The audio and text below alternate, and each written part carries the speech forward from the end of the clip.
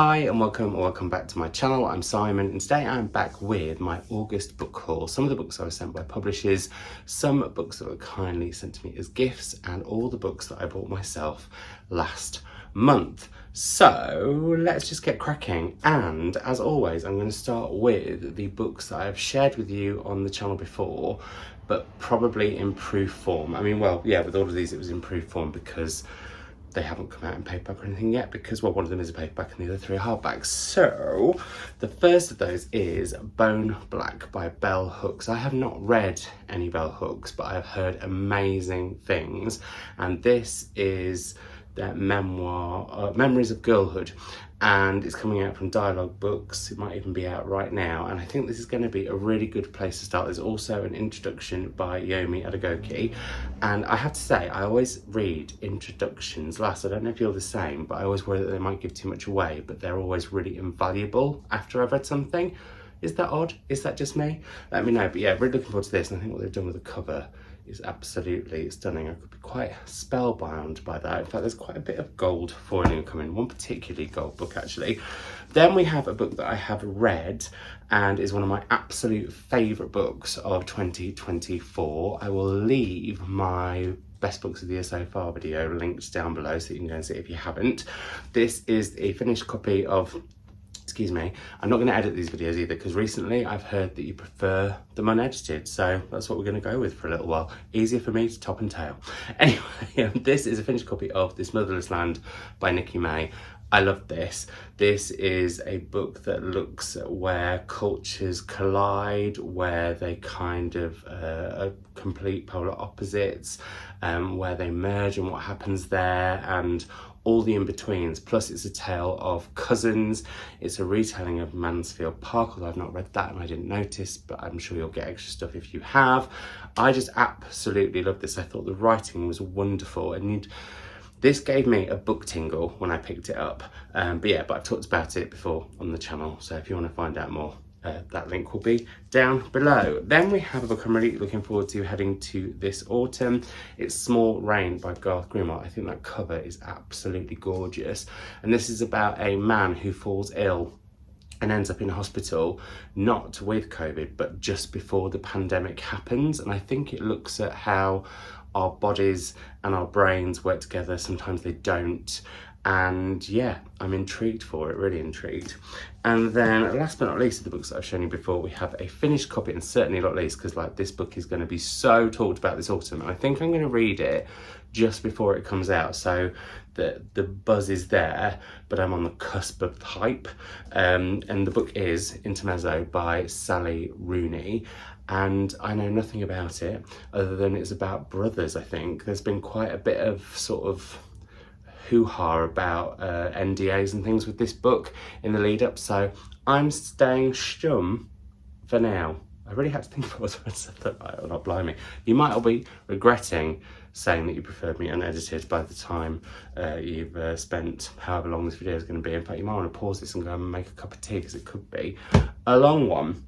Now, onto books that I haven't mentioned on the channel before, first of which is one of my most anticipated books of the autumn, although I have to say I didn't know it was coming out until sort of early summer. This is Ali Smith's Glyph, another book I know nothing about other than it's coming out in October. The lovely folk at Hamish Hamilton said, would you like one? I was like, yes please, because she is an author I really, really love. This, I believe, is the first of a duology. The other book coming next year, also called Glyph, but spelled differently. So I'm intrigued, but don't want to know anything about it before I head into it and just experience it, which I will be doing very soon. Then we have a 2025 release that I'm really, really looking forward to. And I mentioned a gold book was coming. This is super duper gold. This is Natasha Brown's Universality. I absolutely loved Assembly when I read that a couple of years ago. I thought it was just this really concise, condensed, powerful punch of a novel, and I'm very much hoping for the same thing here. And hopefully I shall be doing an event with Natasha later on in the autumn, so I need to get to this fairly soon.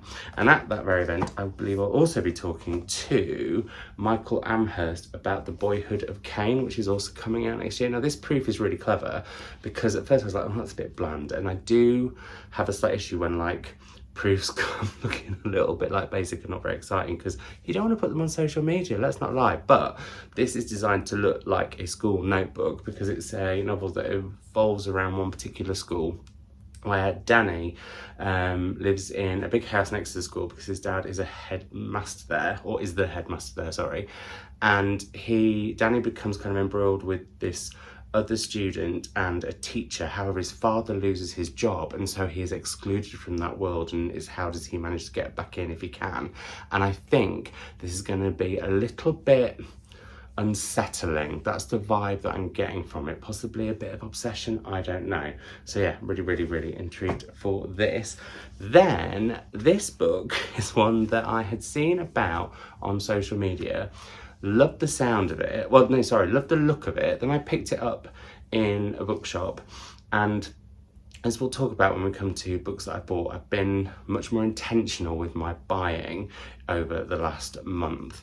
And so I picked it up, and it did really tempt me. I thought it sounded really good, but I think I was in a Waterstones and I was like, oh no, I'm going to wait until I'm in an independent bookshop. So anyway, the blurb, and let's see if this entices you before I show you the brilliant cover, but the blurb was basically saying that it was set in a female-run funeral home where suddenly there's vampires. And I was like, that sounds amazing. And the cover is delightfully camp, so I think this is going to be the perfect blend of camp and horror. It's Bless Your Heart by Lindy Ryan, and what I forgot to say was that I, after having picked it up, not bought it, left, completely couldn't remember the title of it, just that the cover was very pink, and then put out on the artist formerly known as Twitter, did anyone know which book it was based on the blurb and the pink cover, and within 2 minutes the responses started pinging and everyone was saying it was amazing. And then Solaris very kindly sent me Bless Your Heart by Lindy Ryan. I'm going to be reading this over the spooky season. I am very much looking forward to it, as I am a book that is also another 2025 release, but because it's based around a haunted house, I think it's going to be perfect to read early. Well, not as early in like Halloween. I'm overthinking it.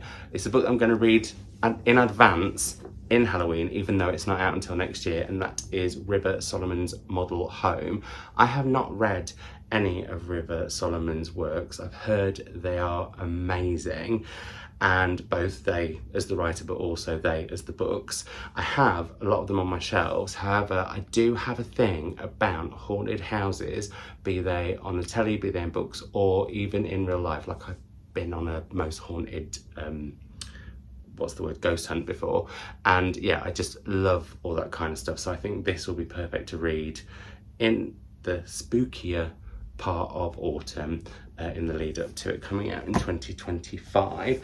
Then we have a book that I think is coming out on Netflix quite soon, and this really intrigues me because it's translated by The Collab, which I've not heard of before. Anyway, it's The Trunk by Kim Reo Ryong, and I've heard that this is about spouses for hire, and it all goes a little bit wrong, and that intrigues me. I think it's dystopian, and I think it's just quite an unsettling, well, perfect for kind of autumn read.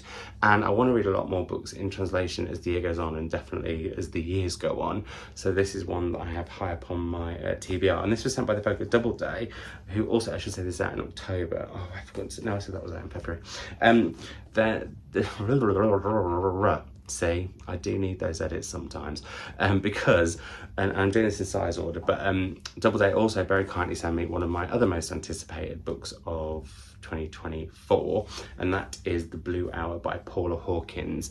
I love Paula Hawkins thrillers. I think they are great. I've enjoyed every single one, and this, I believe, is set on a remote island, and that's all I need to know to be like, right, in Paula's capable hands, this is going to chill and thrill, and I cannot wait to get reading it. It's out in October, so yeah, very excited for that one. Hoping, fingers crossed, I may do an event with her. Then this next book came with a brilliant baseball cap, which I'm not going to put on because then I'll have flat hair and I don't want that right now. But it says Shady Person on it, which we can all be a little bit shady sometimes. And this came with the new short story collection by Marina Enriquez called A Sunny Place for Shady People, which I think is a brilliant title. And I think her, again, she's an author who I've got quite a few of her books on my shelf, but I haven't read any, and that's something that I really want to kind of, I was going to say attack in the autumn, but I'd like to just head to some of those. I think attack is possibly a little bit too much, but like, yeah, I would definitely like to head to more authors where I've ended up kind of collecting a lot of the books because I think they're going to be an author I really love, but I just haven't got around to. And Mariana Enriquez is one such author, so very excited for this short story collection. Also, I think it's Short Story September, isn't it? And Shorty September, I always get the two of those mixed up, so that could be the perfect time to read it. And again, it's translated by Megan McDowell in this case. So yeah, there we have that one, some spooky, unsettling short stories, perfect for this time of year. Then this next book turned up completely and utterly unsolicited. I mean, I didn't ask for all of the previous ones, but this one like wasn't even on my radar. I hadn't heard about it at all, but it sounded so interesting. It is a memoir through salvaged items that the writer, well, let me show you what it is, sorry. This is the Museum of Lost and Fragile Things, A Year of Salvage by Suzanne Joinson. And Suzanne Joinson was brought up in what many of us would call a cult. And through nostalgic items from her childhood and, well, her past, she talks about certain elements of her life and aspects that those objects bring to the fore, and I just think that sounds really fascinating and right up my street. So I'm really looking forward to this. I think it might be out now, if not very soon. Yeah, just really keen to get to that one, and that would be perfect for non-fiction November, let's be honest. The lovely folk at One World asked if I would like a copy of this short story collection. I said, oh yes please, as I'd met the author at the Women's Prize, and one of the many things I love about Bernardine Evaristo is she's really keen on bringing fresh talent into the publishing industry and kind of getting them to meet lots of people, and that was how I ended up meeting Shani Akilla at the Women's Prize, and Bernardine said it was a great short story collection. It's called For Such a Time as This. And so when One World said, would I like a copy? I was like, yes please, I would. And again, short stories, they're kind of on my brain for sort of this time of year anyway, so that's one that I really want to head to. I've heard that about contemporary Britain as a person of colour, which really interests me. So yeah, really excited for this.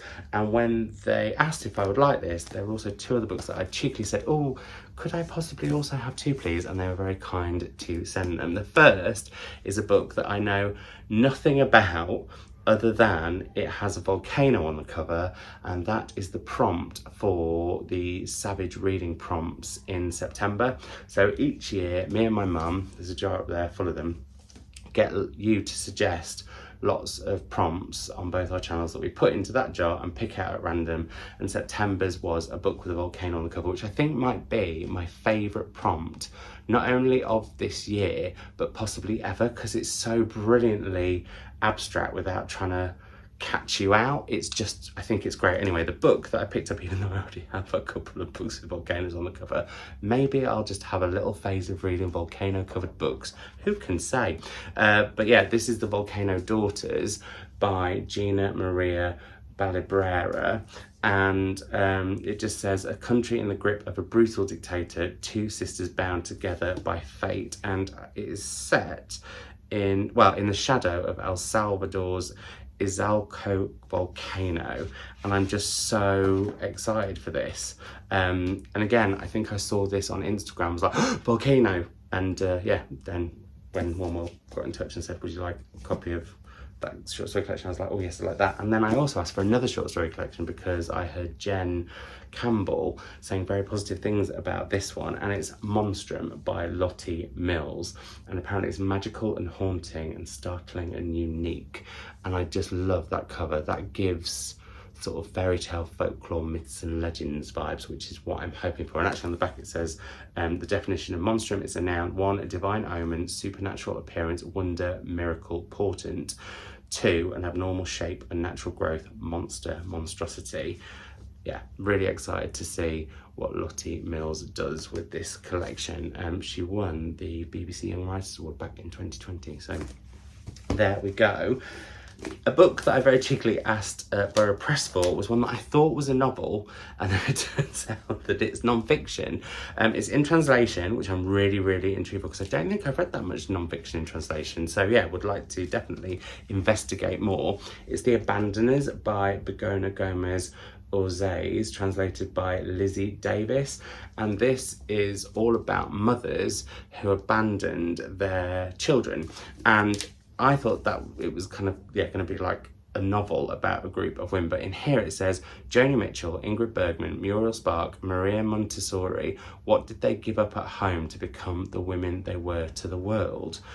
I think it's really intriguing. I think this was inspired by, during the pandemic, the author being at home with her kids and just finding the creative process was slightly stifled, and yeah, then went off into the world of mothers who have abandoned their children. So yeah, very, very, very excited to get to that at some point. More non-fiction. Honestly, non-fiction November is going to be a banger for me. I can feel it.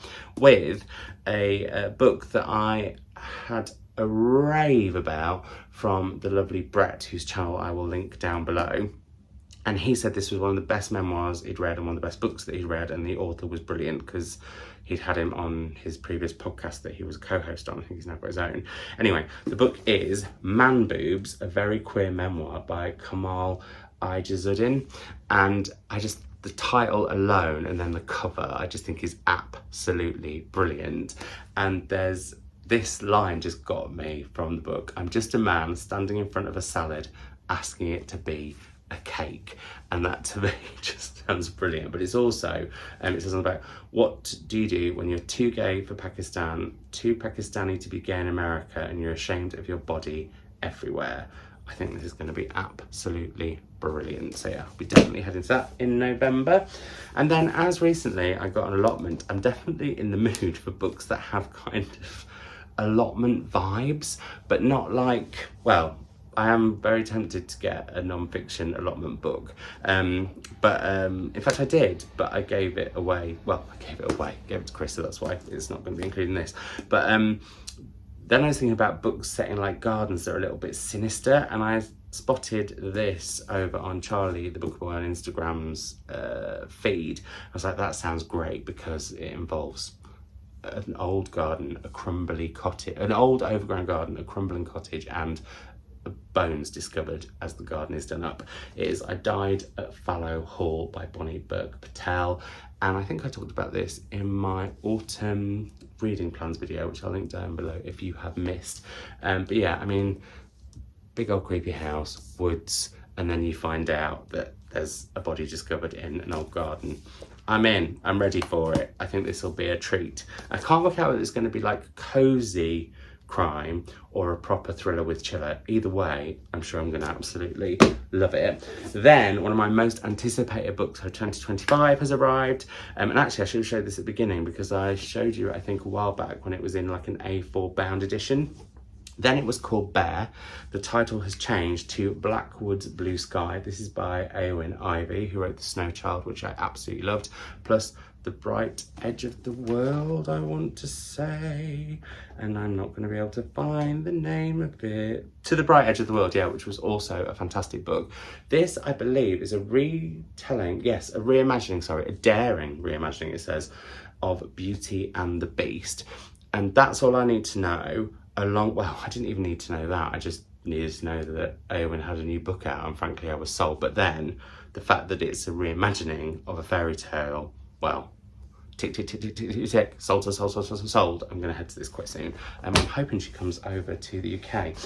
Now, you'll see this book again in September because I was sent the proof and then promptly bought the stunning sprayed-edged independent bookshop edition of Rare Singles. Now, this, when I was mentioning about proofs being a bit basic, I'm really sorry, Bloomsbury, but this is an exact example of such an offender. Like, it's just not very exciting. And I get it, it's an early copy going out there, but you got to be thinking of the socials at the same time, right? Even though I can't talk really, because the amount of times I popped anything on Instagram during August, I think it was like 4 times, dreadful. I really need to get back in the swing. I seem to have lost my Instagram game. Anyway, must crack on because lots of books still to talk about. This is set in Scarborough, and I believe is about a former well-known pop star and then a woman in Scarborough who writes to him, getting him to come over, which I think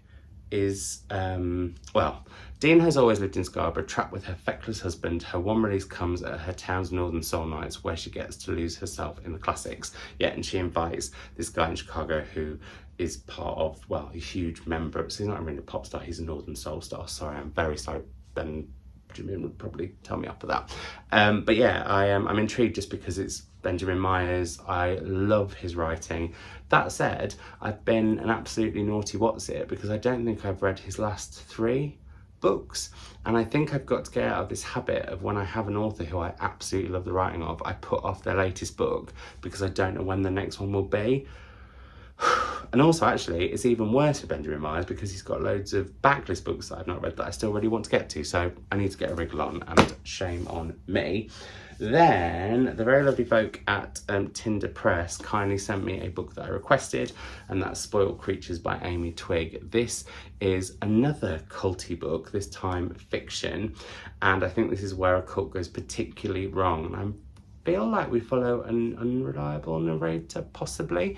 I get the feeling there might be there might be slight sapphic vibes as well. I don't know why I'm doing that for sapphic vibes, but I am.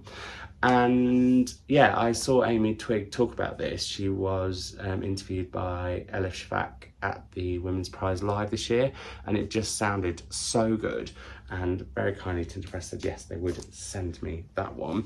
I also asked for Peggy, a novel which is by, oh, that pink I can't quite pick up with the naked eye here, by Rebecca Godfrey with Leslie Jameson, as sadly Rebecca Godfrey died while she was writing this fictional account of the life of Peggy Guggenheim. And I have been to Peggy Guggenheim's house, now a museum, in Venice, and thought it was incredible and really wanted to find out more about her, and for some reason at the time didn't pick up any books there, but when I heard there was a novel coming out I was like, oh, that might be the way in. And so yeah, I'm looking forward to heading to this over the autumn. This pink is everywhere in publishing this year. Loads and loads of pink books. That might be real at some point. And then finally, but certainly not, and then last but certainly not least, finally, we have Queer as Folklore by Sasha Coward. The hidden queer history of myths and monsters.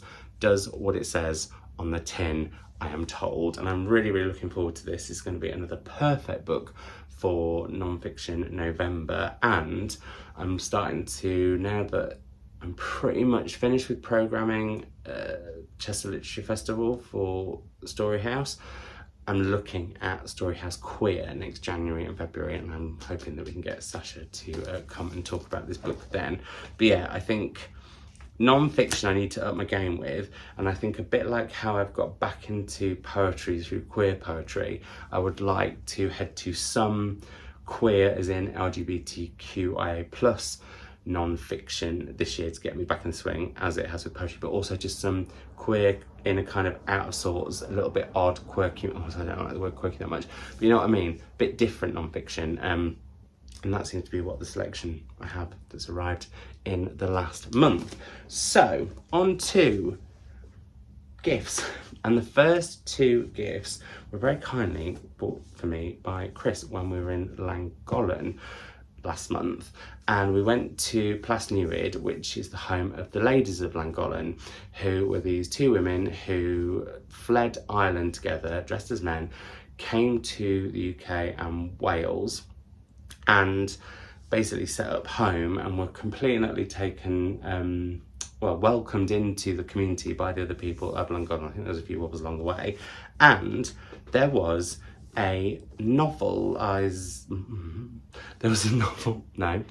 and I was hoping there would be a book about them at the gift shop. There wasn't really. The gift shop was sort of more postcards and stuff, no bookmarks. I was gutted because I am trying to get a bookmark or a postcard that I can use as a bookmark, and I didn't buy a postcard then, and maybe I should have. Anyway, but when we went to the Courtyard Bookshop, they had Chase of the Wild Goose by Mary Gordon from the Ured editions. I think you might be able to guess why they've called themselves that. I got another of their books earlier this year when I went to a really brilliant queer bookshop in London, the name of which has completely escaped me, but I know it needs funding, so I'll link it down below because I think it's in danger of going.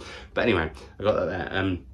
But yeah, so as I have been having a rule that I have to, or back in August I had the rule that I had to buy all the books. No, I had to read all the books. See, this is when I don't have edits. This is what you've asked for, and frankly, shame on you all. I'm sure a petition for that's been rolled up the whole time. How embarrassing. I'm sure there'll be a petition for me to bring back edits soon. Anyway, but yeah, this was in that bookshop, and it's a fictionalized account of the lives of the ladies of Llangollen. And yeah, that was what I was saying. As in August, I aimed to read every book I bought in August. Chris very kindly got me this one because then there was no pressure on it, and also another sapphic tale, Not for the Faint of Heart by Lex Croucher, who is another author.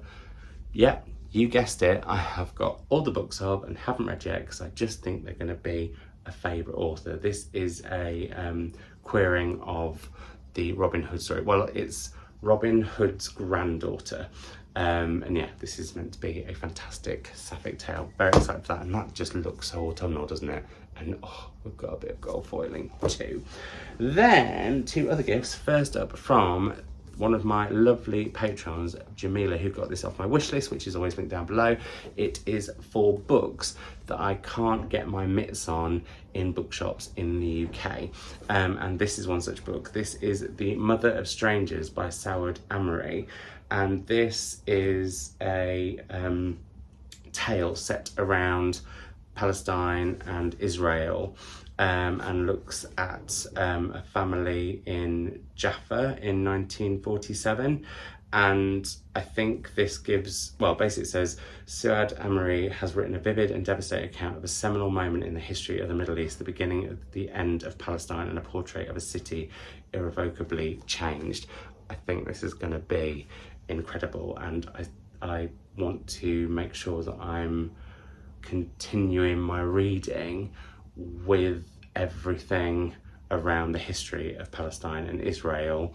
Yeah, got to keep reading about it, got to keep shining a light on those voices when things are so awful. And then lovely Nell over on Instagram very kindly sent me all the way from Australia Woo Woo by Ella Baxter. I have to admit, I haven't read Ella Baxter's previous novel, but I heard amazing things about it and have a copy of it. This, I have just seen nothing but amazing raves over in Australia about. It's only currently out in Australia, but I think it is coming out here and in America later this year, beginning of next. But yeah, Nell very kindly sent me a spare copy that she got, and I was gutted because I was meant to meet her in Dublin, but couldn't go because of COVID, and was very sad not to. So this was very, very, very kind of her to send me. Now, on to books that arrived that I bought myself. Now, before I talk about the books that I bought properly in August, I'm going to tell you about some books that arrived in August, but technically I bought in July because they're imported editions, so they took a bit of a while. The first of those is Anyone's Ghost by August Thompson. Now, I did get a proof edition of this, the UK edition, but I don't love it as much as I love this cover, and yeah, I was mildly obsessed. That said, I've heard a bit of a mixed response to this book, which I've heard is one of the best books about bisexuality, but also I've heard is quite tropey and a bit try-hard, so I'm a bit mixed on it. I'm still going to give it a whirl, but it did make me think, should you have really bought an edition of the book and had it imported at some expense when you haven't actually read the free proof that you got sent from the publishers here? Also, there was part of me that thought I should have read August Thompson's book in August, but then I think if we start to get into that territory, it can be a little bit dangerous. I did read one book with August in the title in August, but it wasn't actually a book that I well, it wasn't one of my favourite books, let's say that.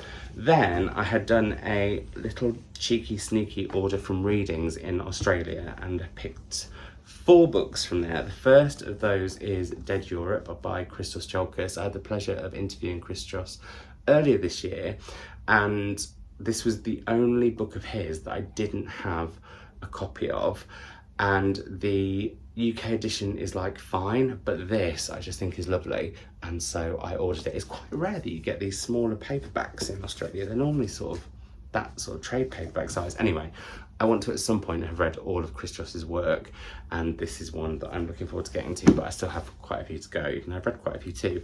Then another book, I mentioned that Woo Woo is getting some raves in Australia, but I have not quite seen any raves like this next book is getting. It is like so much praise, and it's The Language of Limbs by Dylan Hardcastle, and this is, I believe, about 2 queer women who eventually meet, but we follow them along the way to meeting through 1970s Australia and the, to put it mildly, difficult time queer people had then.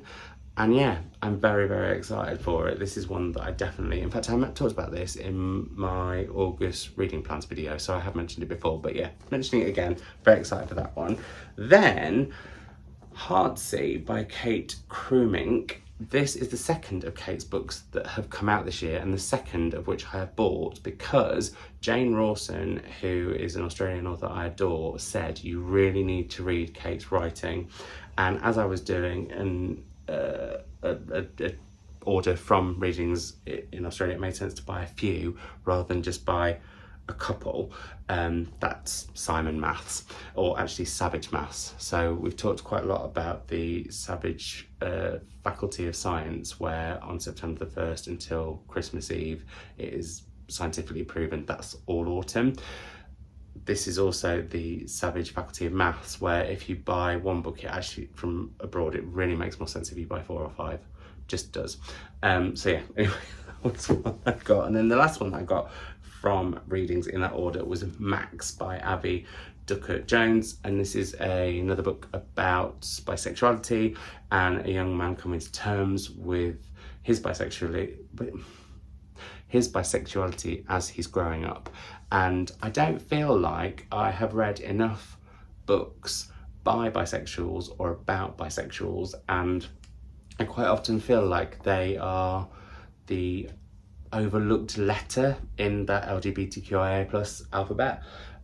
So yeah, I would like to read more, and again, this is something that I'd seen bubblings of, which is apt because of the cover, but I'd seen like, yeah, bubblings of great reviews of this, so I thought, right, I'm going to get my mitts on it. Now, let's head to the books that I actually bought in August, and I will say, because I set that rule that if I bought a book, I really should read it, it really made me think about what books I was buying. It made me much more intentional. So I actually didn't buy that many compared to what I possibly have in the past.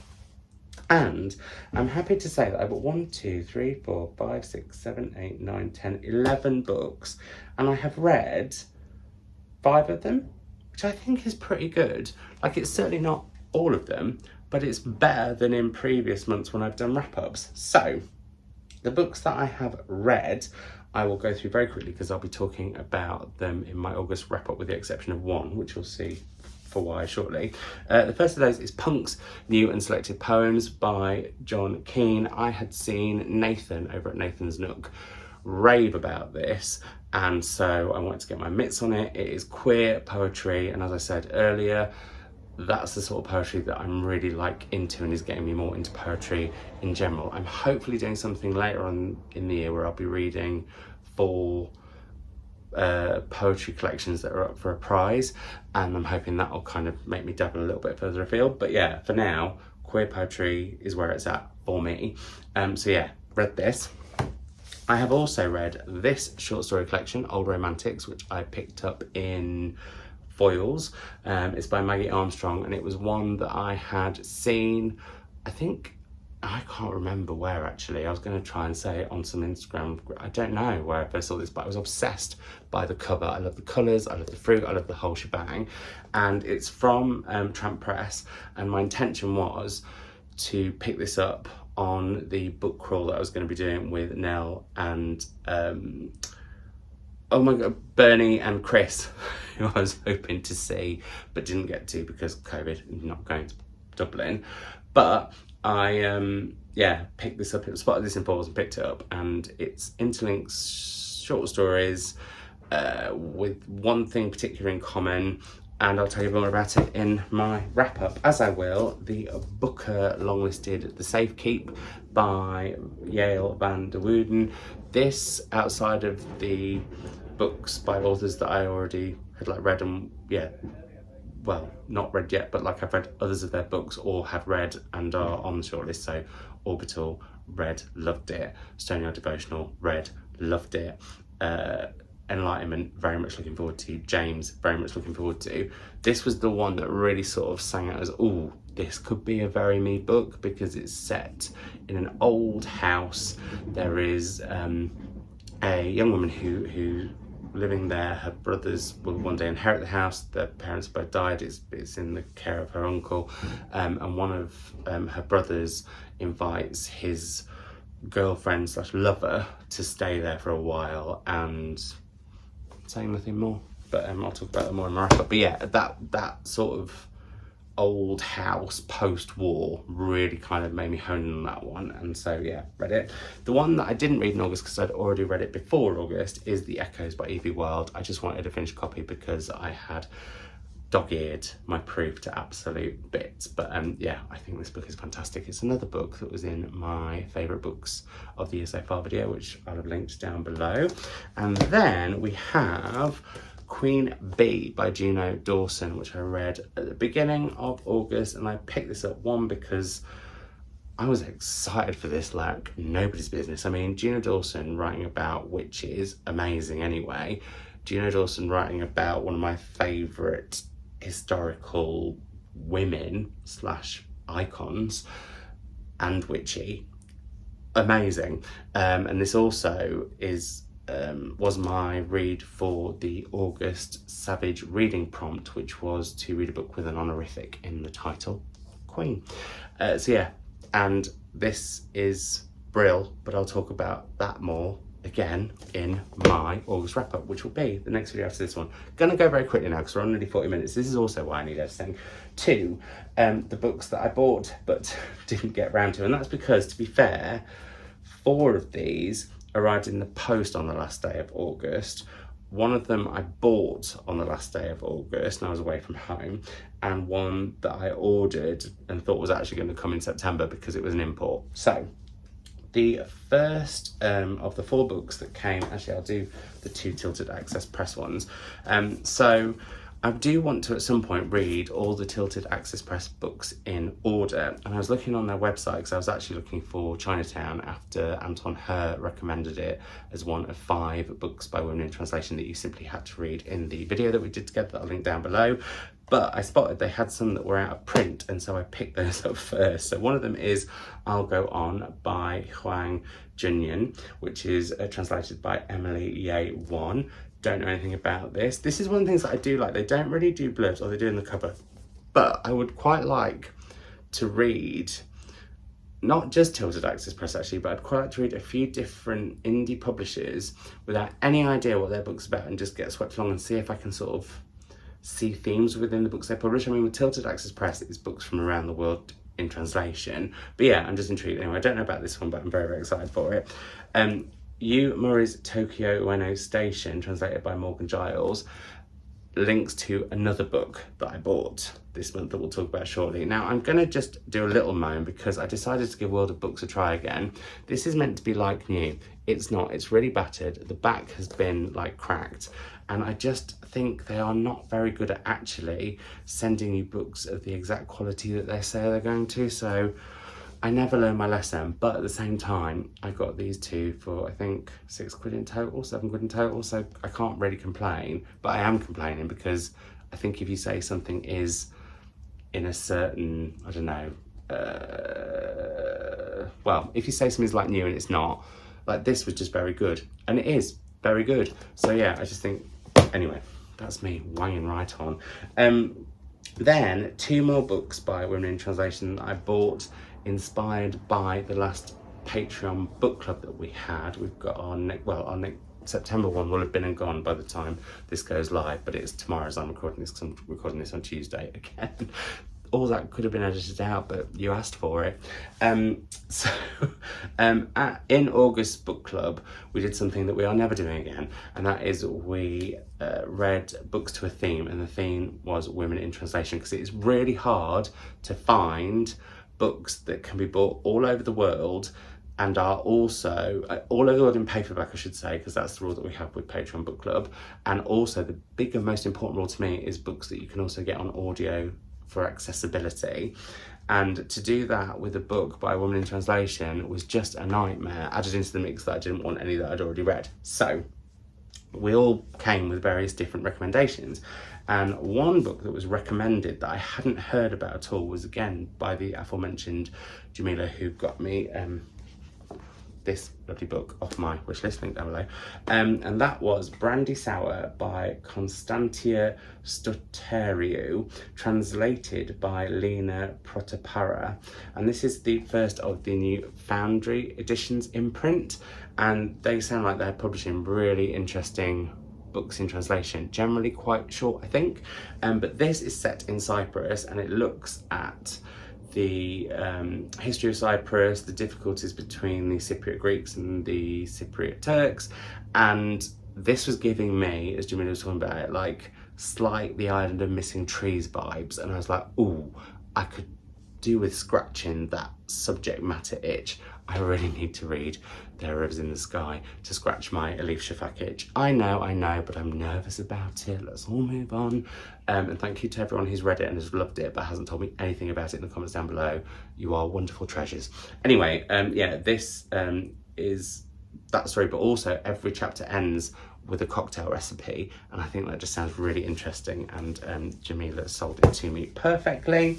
And then we weren't talking about this book, but we were talking about this author, and I picked up a copy of Claudia Pinheiro's, well, I say picked up a copy, I ordered it from Blackwell's along with this one, Time of the Flies, translated by Frances Riddle.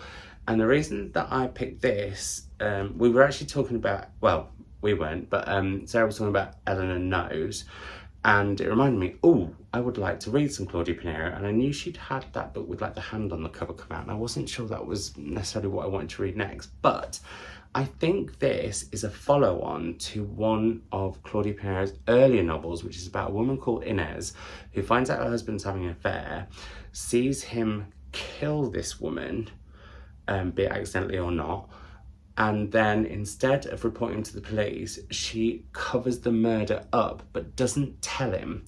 And this is about a woman called Inez who is leaving prison after that scenario. And so I think this is the sequel, and I'm really intrigued by it. So yeah, I thought that was great. I mean, this is quite a chunkster compared to that book, the name of which I've completely and utterly forgotten, but I'll try to remember to link down below, although that would involve an edit. So I'm not salty, by the way, about you saying no edits. It is easier for me. It just means you're going to get longer videos. Well, not always, but like today, for example. So yeah, I'm intrigued for this one, and we'll head to it. And also, again, this hot pink, it's everywhere, everywhere. Penultimately, and the book that I mentioned that I bought on the last day of August, I took my mum.